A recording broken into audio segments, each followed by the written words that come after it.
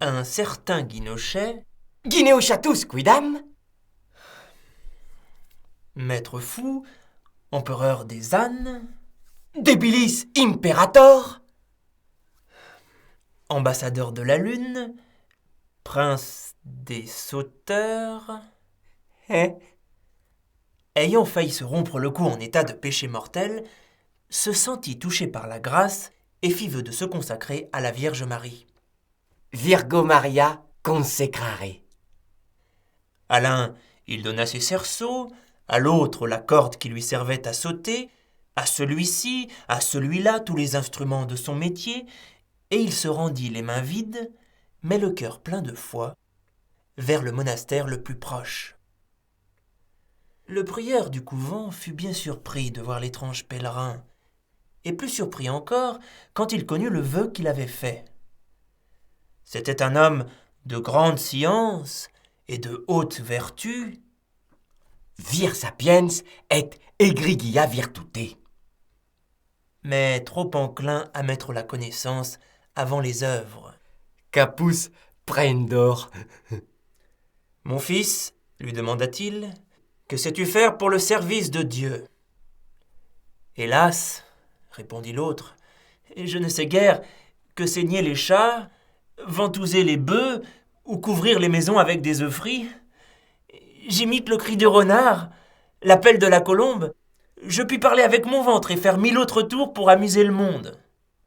Mais il n'est trop vrai de dire que plus haut que la hauteur d'un seau, je ne me suis jamais élevé vers le saint paradis. Paradisus altimus est. Passe donc ton chemin, mon ami, répondit le prieur, et sois homme de bien dans ton métier. Ta place n'est pas dans ce couvent. On y adore Dieu le Père, son divin Fils et la Vierge Marie par la prière, la méditation et le chant. Hymnis et canticis. Et cela ne s'apprend plus à ton âge.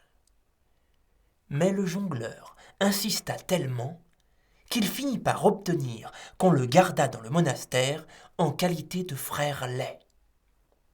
Multo modo. En 100 manières diverses, le nouveau frère se rendit utile. Jardinier, menuisier, cordonnier, tailleur, pêcheur, cuisinier, que sais-je encore? Bricoleur. Il excellait en tout métier. De ses 10 doigts, il était incomparable. Manu peritissimus. Mais de l'esprit, il était malhabile. Imbecilitate quadam. Mystère pour lui, les livres écrits dans le langage que les anges parlent entre eux dans les prairies du paradis.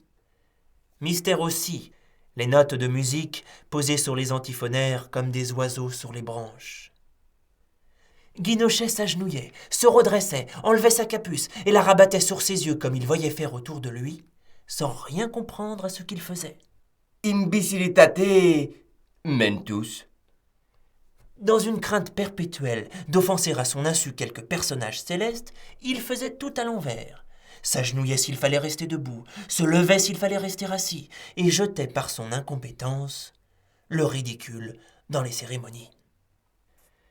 Si bien qu'un beau jour, le prieur l'appela et lui dit « Guineochatus filio. Guinochet, mon fils, tu t'abstiendras à l'avenir de paraître à la chapelle pendant les heures des offices, car il ne convient pas que par la faute d'un seul, tous soient induits en distraction. » Touché jusqu'au fond du cœur, Cordis tristis. le pauvre frère dut s'abstenir d'assister aux offices et attendre pour se rendre à la chapelle que les moines en fussent partis. Il allait alors humblement se prosterner devant Notre-Dame, avec un grand regret au cœur de ne pouvoir l'honorer d'une belle prière en latin. Laude formosa.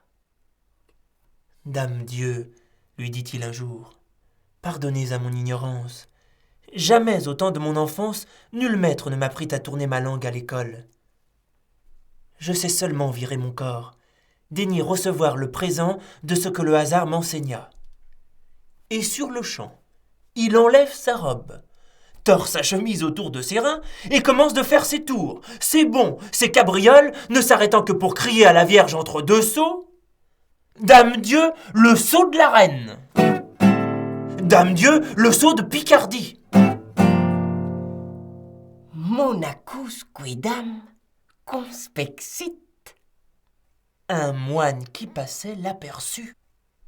Il en fut stupéfait et s'empressa de courir chez le prieur. « Diabolicum ingenium gineo chatimentem occupant !»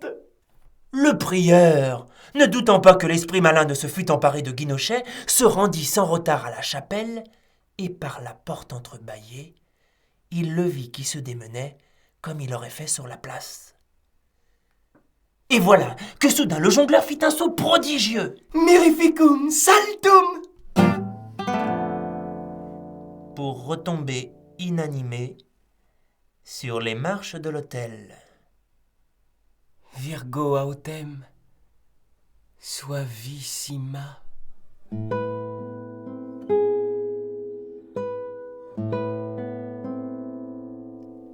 Mais alors, la Vierge très tendre se pencha sur le baladin et de sa robe de soie l'éventa. Ce qu'ayant vu, le prieur se retira discrètement, le cœur rempli d'admiration et bien décidé pour l'avenir à placer moins haut le savoir.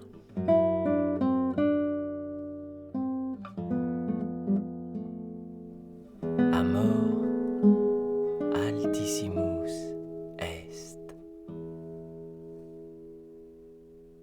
Le même jour, Guinochet rendit l'âme.